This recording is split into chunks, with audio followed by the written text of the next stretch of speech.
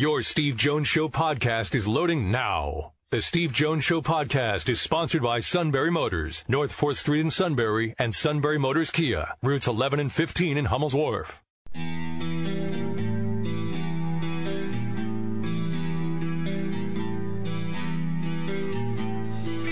Sports talk where your voice counts. This is the Steve Jones Show on News Radio 1070 WKOK.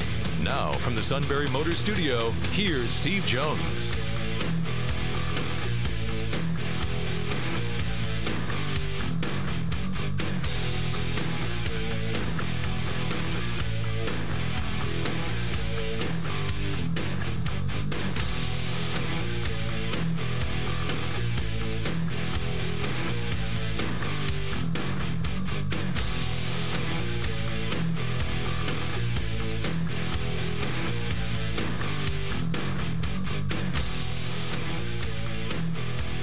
Good afternoon, everybody. It is the Steve Jones Show on a Tuesday. Matt Catrillo back here with you in the producer chair. Thanks again to the suit for filling in for me yesterday. Back in today, Steve, always in the Sunbury Motors studio. Sunbury Motors, 4th Street in Sunbury. Sunbury Motors Kia, routes 11 and 15 in Hummel's Wharf, and online at sunburymotors.com. Ford, Kia, Hyundai, lots of pre-owned inventory, a great service department and sales staff. And it's all at Sunbury Motors, 4th Street in Sunbury. Sunbury Motors Kia, routes 11 and 15 in Hummel's Wharf, and online at sunburymotors.com. A great service department as well to help you with whatever you need with your current vehicle, whether it's that state inspection, got to get a big part replacement. They got you covered, and of course that's sales staff, of course, is set to help you find the right car for the right price. They're not just in for the sale. They're here to help you with whatever fits your budget and your needs. That's why they're the home of the repeat customer, and that's why we love our friends at Sunbury Motors. So today, big day on campus yesterday for Penn State. It was the first day of spring ball. Late in the afternoon, James Franklin spoke to the media, as well as the now retiring Vice President for Intercollegiate Athletics, Sandy Barber. So we'll replay both of those press conferences today in case you missed them. At 3:35 we'll do James Franklin, at 4:06 we'll do Sandy Barber, in case you missed any of that today. And nothing really incredibly noteworthy, at least from what I saw from both those press conferences.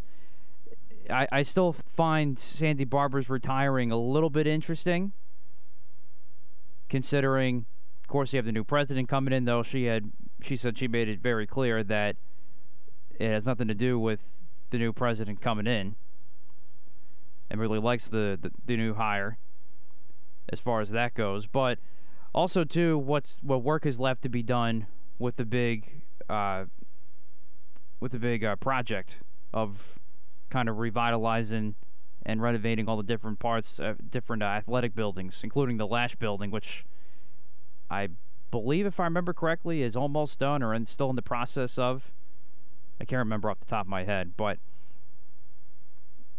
of course all those got delayed because of the pandemic, of course. So we'll replay both those interviews, or both those press conferences, I should say, coming up at 3:35 and 4:06. And I was in Washington, I was not in Washington, D.C. yesterday. Bucknell was a couple weeks ago, but I was in Philly at Drexel last night as Bucknell women took on Drexel in the second round of the WNIT. Bucknell had really, really tough way to end the year, blowing a 17-point second-half lead. It was late in the third quarter, in fact, that they had that lead, and Drexel just came storming back into the fourth quarter and came back and won that game 61-58 last night. But still a 24-10 season for the Bison, and we weren't kind of sure what kind of year this would be. Expectations were kind of up in the air, a lot of new faces with a core freshman class, but those ladies really stepped it up this year and especially responded after a tough loss in the Patriot League title game last Sunday at American. They come back, beat Fordham pretty handedly, and then they nearly pulling off down in Philly against Tessa Brugler, their former teammate, and the Drexel Dragons last night. But fall a little bit short. So that's where I was last night. You heard from head coach Trevor Woodruff in Sports This Morning with Rob Center if you were listening on WKOK earlier this morning. So that's where I was yesterday. But good to be back in the saddle today. Yeah. Yeah, you were really missed. All right, so Sue and I had a good time yesterday. I figured you would. We had a good time yesterday. That's good. Yeah, the play-by-play call of the day, had no clue where it was. I mean, it's all sorts of good stuff. I emailed him what I saved it as. I found one. Don't worry about it. All right. Okay. I gave him everything he needed yesterday in a big whopping email. Excuse me. Okay. There are certain people that must be babysat every step of the way. All right. Do you really think you did that? No, we did. Look, we had a good time. I started out. I said, great. I'm sure you want to talk about the Texas race. I said, I'm about ratings. F-O-U-L-E-D. That spells foul. But we had Merrill Reese on the show yesterday. Yeah. And boy, was that. If you want to promote the podcast, listen to his answers yesterday. We talked about his life and his career because of the contract. And I think any fan, and especially an Eagles fan, but any fan, it is going to be a great listen. And then, in a moment of weakness, I praised the suit's ability as a play-by-play announcer. While also pointing out that Dave carries him. So, Bingo! But, I mean, that's a podcast right there. Merrill's career.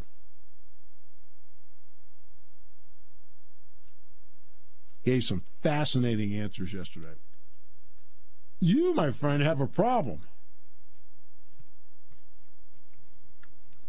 Are we talking about my NBA team? Oh, no, I'm not talking about that. Have the playoffs started? No. There's nothing about the NBA to talk about. All right, so, but your baseball team has a big problem. Oh, yes, that is a major problem as well. It is a huge problem because it's not just one guy, it's two. Yep.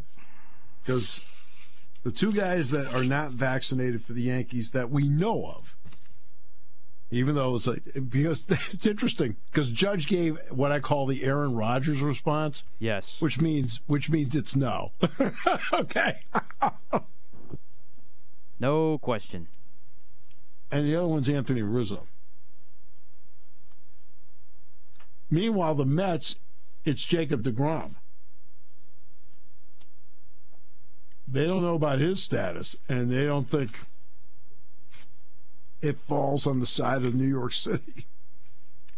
That is...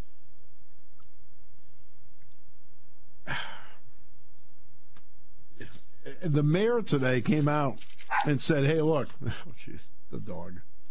The mayor came out today and says, well, we're not going to really, because there are 1,405 workers in New York between teachers, firefighters, police, and so forth that would fall under the category of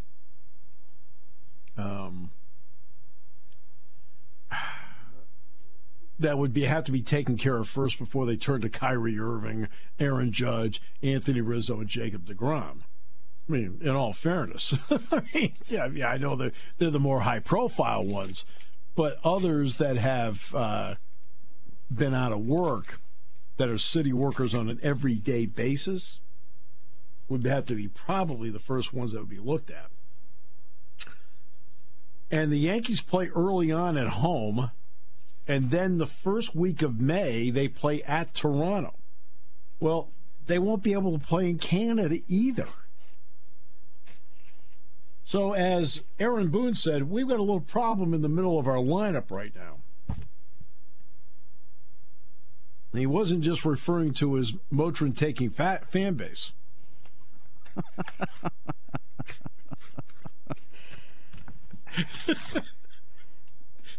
How'd you like that phraseology? That was pretty good. That was pretty good because that's where everybody's going to be.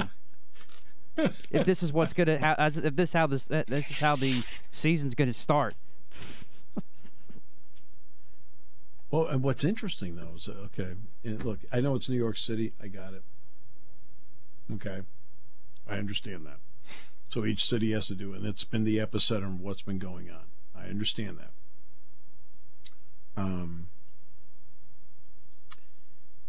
But even here at Penn State, starting tomorrow, we don't need to wear masks in classrooms.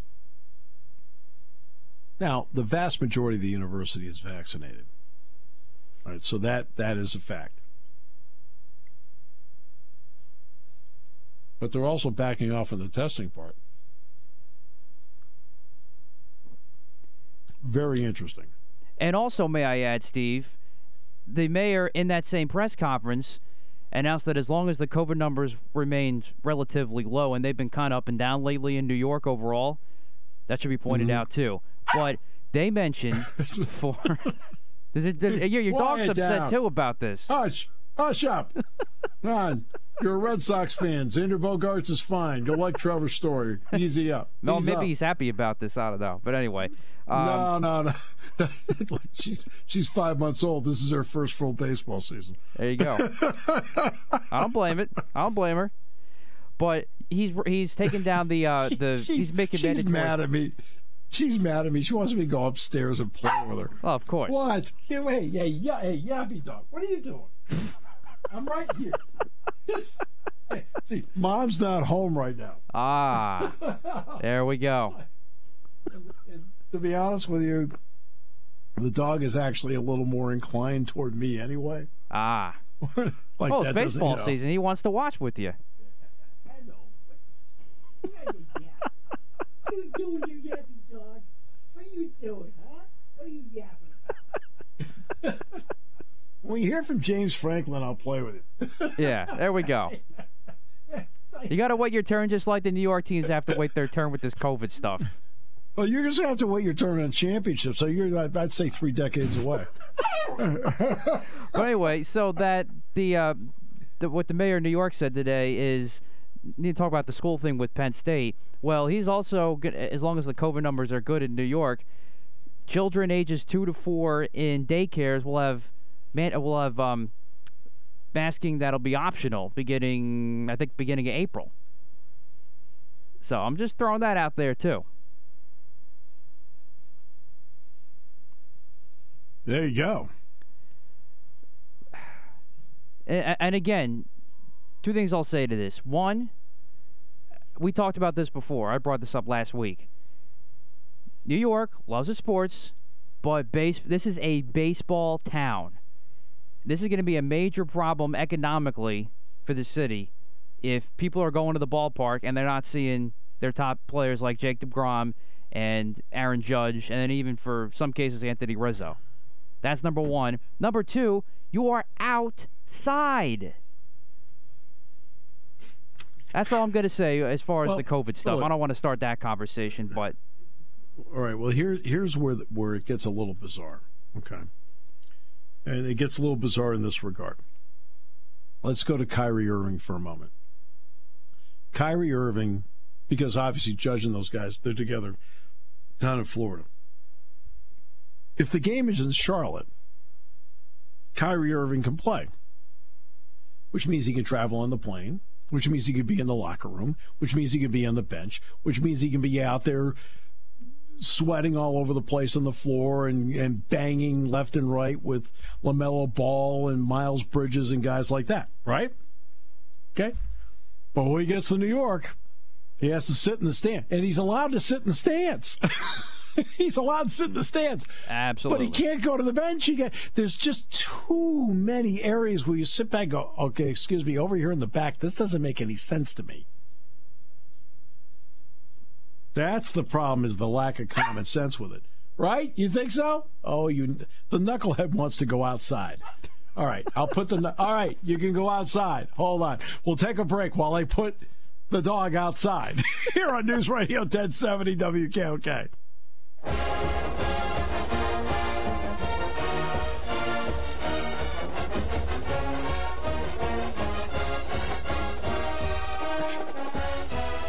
Okay. Are we satisfied now? What, that the dog's out? No, is the dog satisfied that she got out? Oh, yeah, I tricked it. So there you go.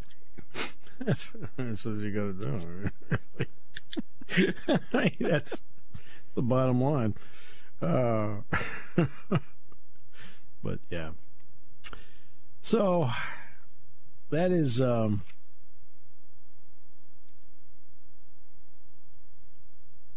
second. There we go.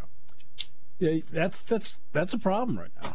That's what New York City wants to do. Now, I realized that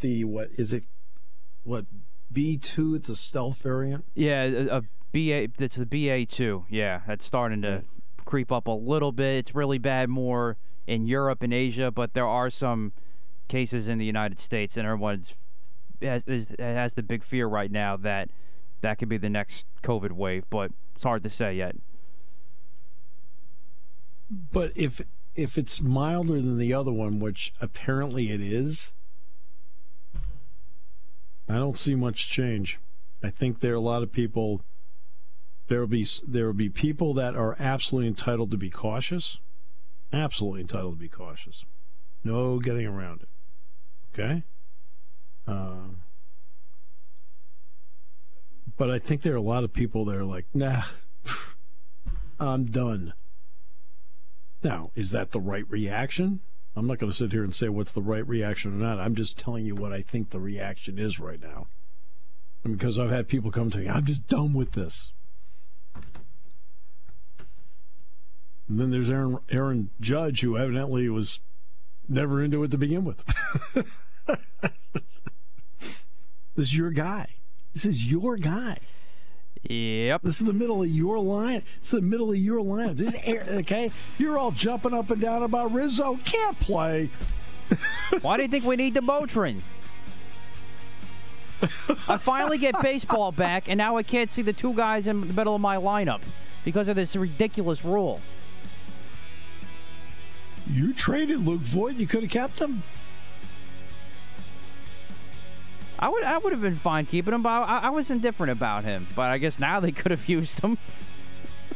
He led the league in home runs one year. He did. You're right. You liked him. You liked him then. Yeah, but he can't stay healthy. That's the problem.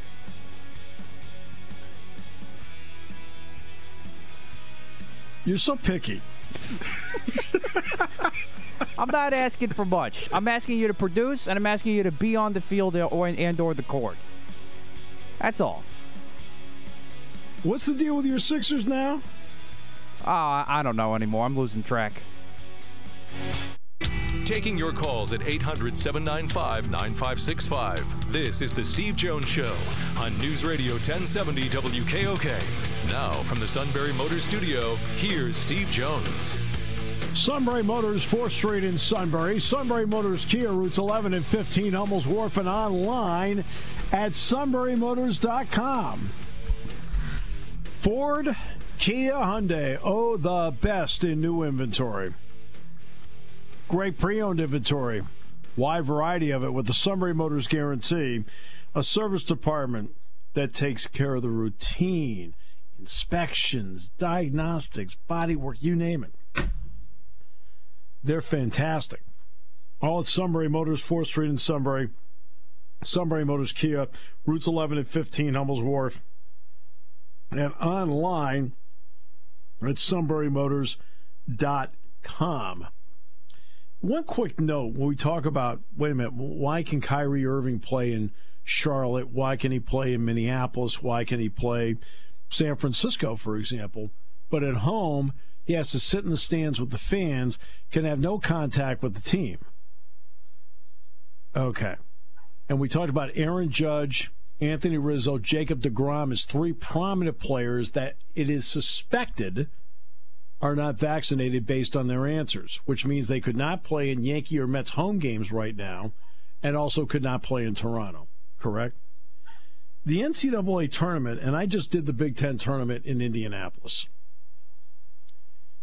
The fans, you look at the fans in the stands. I mean, I was in Indianapolis. I was all 3 nights I was there. It was packed.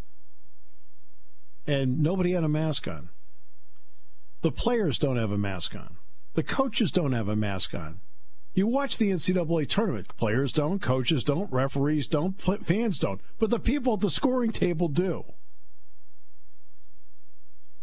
It's one of those where you sit back and say, huh? Wait a minute. Okay, I'm confused here. Right? There's been too much information that's come out over the last 2 years, Matt, that has people doubting as to what we should and shouldn't do. You're all about winning, so you don't really care if Judge and Rizzo are vagabonds. I know. You're just about the winning. That's all you care about. Gotta do what you gotta do. Hey, I'm all about their health. No, I'm just kidding. I'm all for safety, but I'm also on for common sense. I know. That you know where I've come from the entire time with absolutely this, is the common sense part of it. And I always go back to, well, I'm not gonna rehash it. I've talked about it enough over the past couple of years. All right. So let's get to football. Yes. Now, I did go to 4 of the winter workouts. It's funny because Jack called me today. So we were on the phone. We talked about 45 minutes, I guess. And I said, yeah, I went to 4 of the winter workouts. And, I said, I was over there between 5:30 and 6. He goes, hey. I said, just so you know, it didn't help me. But it gave me an idea of where they stood in certain ways. And so, when I went out there yesterday, nothing really surprised me. But it's just so great to have them back out there. And there's this sense of normalcy. James yesterday had a press conference in the media room, in front of the media, sitting there asking him questions for the first time in 774 days. So believe me, the normalcy of it was incredibly refreshing.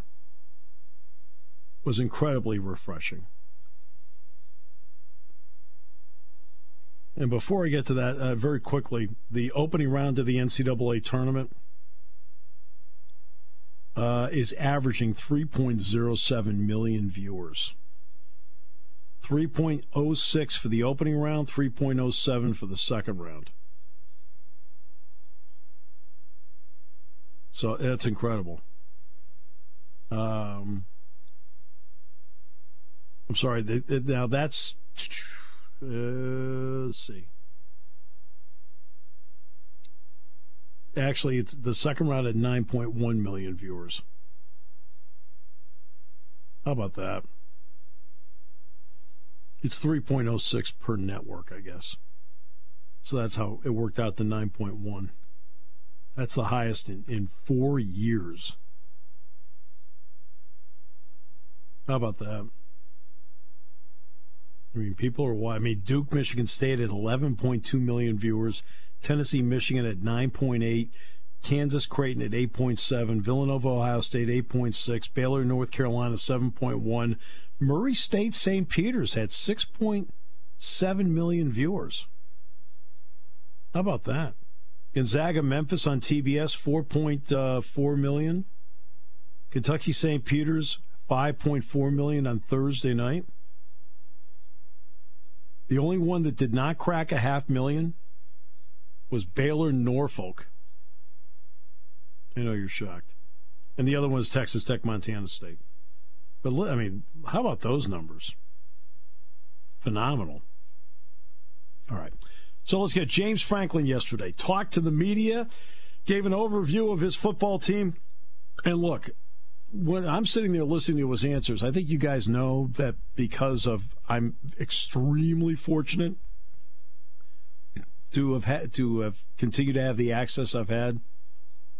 When I tell you the coach is giving you direct answers, he's giving you direct answers. And that's what James did yesterday. Yeah, keep it brief so we can get into questions. But, first of all, obviously I'd like to congratulate, Kale and the wrestling program for winning the national championship, as well as 5 individual national championships. I texted with Kale over the weekend, which was awesome. Obviously, going into the spring, obviously the biggest adjustment is with Manny Diaz as our defensive coordinator. I think that's gone extremely well. I think the adjustment has been really good. I think the fact that we were able to spend a lot of time kind of talking on the front end of what the expectations were, what was important to him, what was important to me, I think that's really helped the transition. But that's gone extremely well. Obviously, these 15 practices will be really important. And then obviously year 2 with Coach Yursich, and cleaning up some things that we wish we would have done better last year, as well as just take the next step in general from an offensive perspective. I know Sean's pretty excited about it. And then obviously on special teams, with Coach Stacy being here and building on what we've done in the past, similar philosophy, very similar to what we did on defense, hired someone with similar philosophy. So that's gone extremely well too. I think the new rules that the NCAA changed a few years ago in terms of what you're allowed to do in terms of meetings and walkthroughs and things like that have helped with this stuff. Obviously, we're going to have to continue this after spring ball, going into the summer as well. Those things will be really important. But overall, we had a really good winter workout period. Chuck Losey's done a fantastic job taking over for Coach Galt in strength and conditioning. Our winter workouts are very similar to what we've done in the past. I feel like we got a really good model there. And then obviously the mid-semester guys, whether they were junior college guys or transfers or high school early grads, have hit the ground running. You guys have been able to see a little bit of that, in terms of the weight room and testing numbers and things like that. So guys are excited. Looking forward to getting out in the grass. We'll be outside today. Get out in the grass and get going. Obviously, we have the indoor facility as well when needed, but overall, we're looking forward to getting out and get going. So appreciate you guys being here. It's great to be back in person and open up the questions. We're going to start on Zoom, ironically, and we'll start with Rich Scarcella from the Reading Eagle, and then Mark Wogan. Rich, you're on deck. Hey, Rich.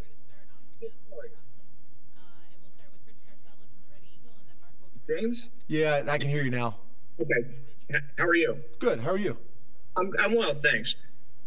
James, how much will a second straight year working with Mike Yursich help Sean Clifford? And secondly, what are you looking for from the younger quarterbacks this spring? Yeah, so I think your first question or point is I think it's significant. Sean has done some really good things over his career here.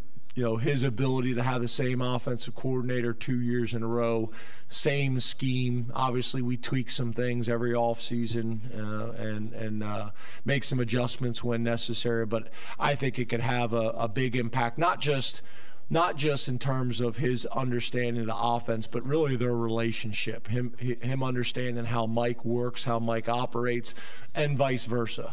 When it comes to the young quarterbacks, that's always the challenge in spring ball is how do you get everybody enough reps to be able to be evaluated and also to be developed.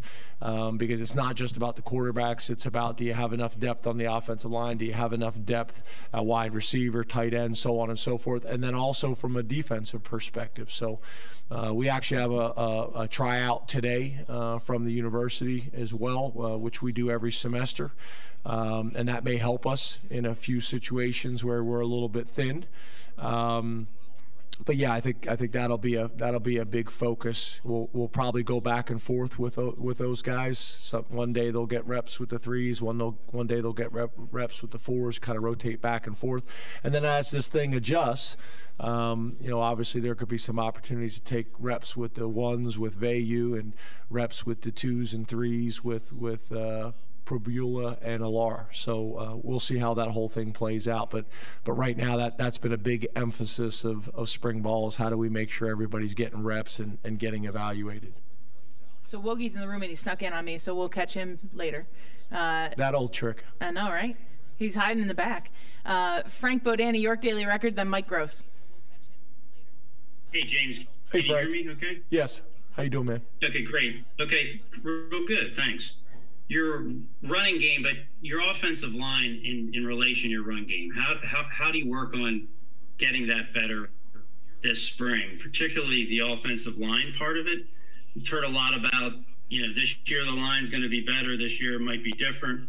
Specifically in the spring, who are you looking for? What are you looking for from those guys up front? So I think a lot of it is us spending time, really from the time the season ended to the spring ball starting, and just really making sure that we're having detailed conversations about what we're trying to do schematically, who we are, what do we want to emphasize, and then obviously I think it needs to be something that we make sure that we get enough reps on in the spring. In the summertime, you still have an opportunity to work your passing game. You can do those things all summer. It's really difficult to do that with the running game.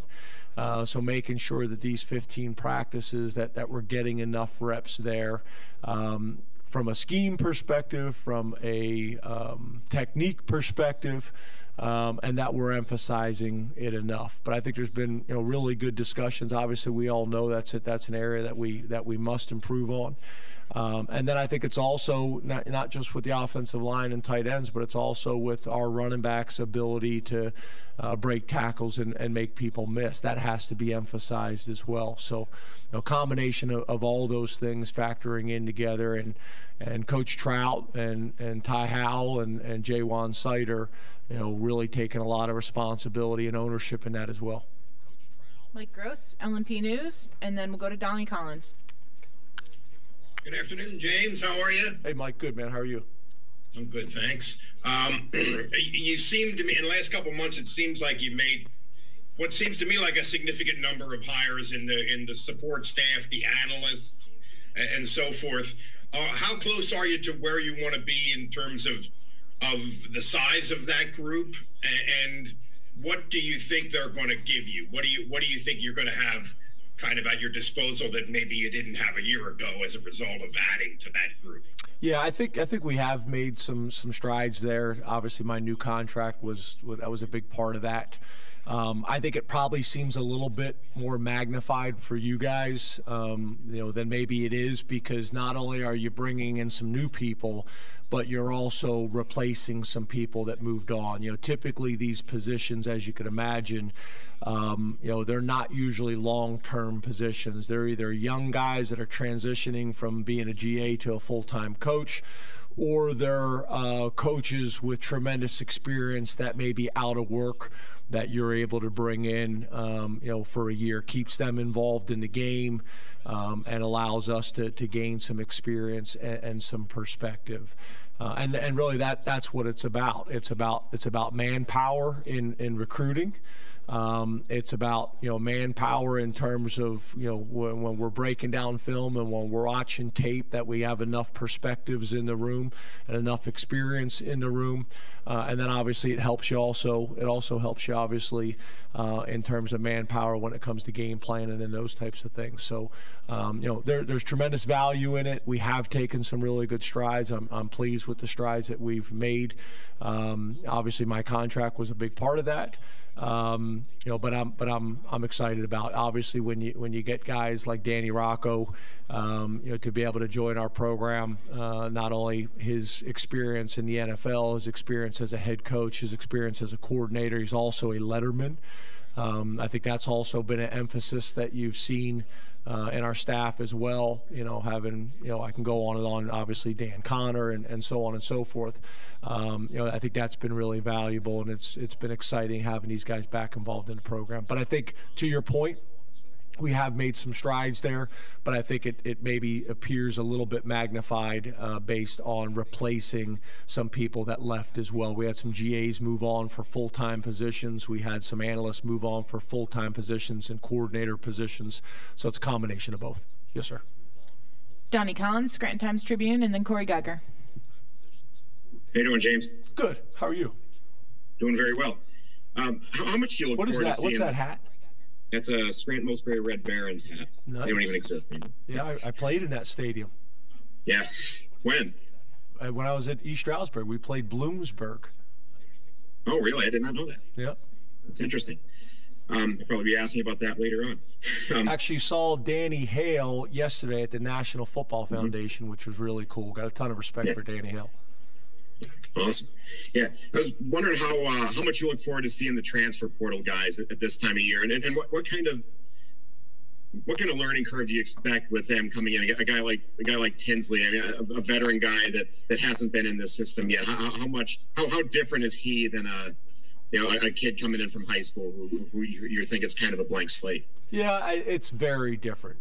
As you could imagine, you're talking about a guy who's played a lot of college football. He's got a pretty good understanding of not only offensive scheme but defensive scheme as well. He's comfortable in his own skin, not only as a person but also as a player. And I think we've done a really good job, of identifying these transfer portal guys, maybe taking a little bit more, of a detailed approach and making sure we know who these guys are, their backgrounds, talk to their high school coaches, talk to their college coaches, make sure they're going to be the right fit for us as well. And I think that's challenging, right? And when you're recruiting these high school prospects, usually you have about 2 years, to develop that relationship and get to know them. And when the transfer portal happens, it happens fast. And I hate to say this, but more times than not, the guys already know where they're going before they enter the transfer portal. So, making sure that we're doing it the right way and bringing the right guys in here. I think you guys, saw not only the type of players that we brought in, but also really good guys that are great fits in our locker room and on our campus and in this community. So that's a big thing for us as well. But Mitch, he's just so mature. And he's so experienced. Obviously, we haven't had a chance to see him as a football player yet. The feedback from the quarterbacks and the guys, they've been really impressed with him. What we've been able to see with testing numbers, with winter workouts, with those types of things is about what we anticipated. A mature guy that's had great production, that we feel like there's still some areas that we can help them develop and grow. But I think it's nice. They're nice complementary pieces, and it also helps you. Every freshman wants to play as a true freshman, right? But it also helps you for the guys that may not be ready, especially the start of the season. It allows you to feel like you got a veteran presence for those young guys to learn from, part of the whole developmental strategy. Our last Zoom question will go to Corey Geiger, DK Pittsburgh Sports. Hey, Corey. Hi, James. With Sandy's announcement that she's retiring. Corey, are you actually driving right now, or are you on the side of the road? No, we're on the side. I'm driving back from Orlando. So. Okay, I saw cars like whipping by you, so I didn't know if that was you stationed. The kids are in the back. Hey! Hey, guys! With Sandy's retirement, do your kids have any questions? Guys, you have any football questions? No.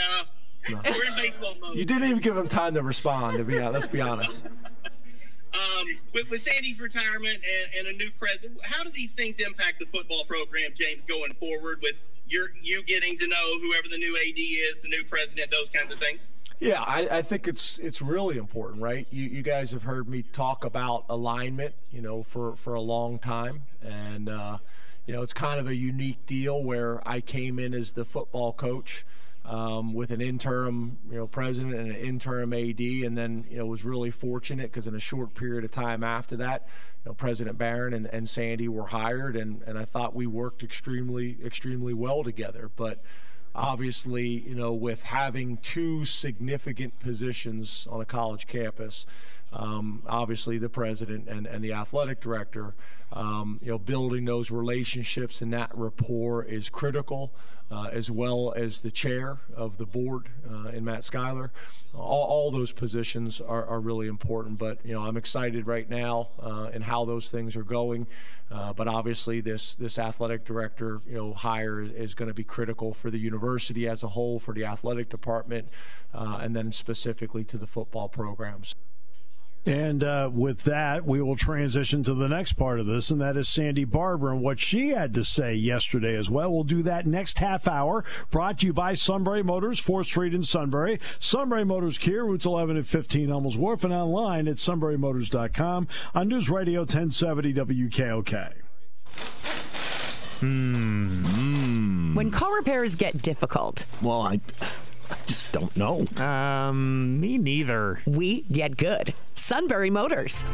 More than quality new and used cars, Sunbury Motors specializes in complicated auto repair diagnosis.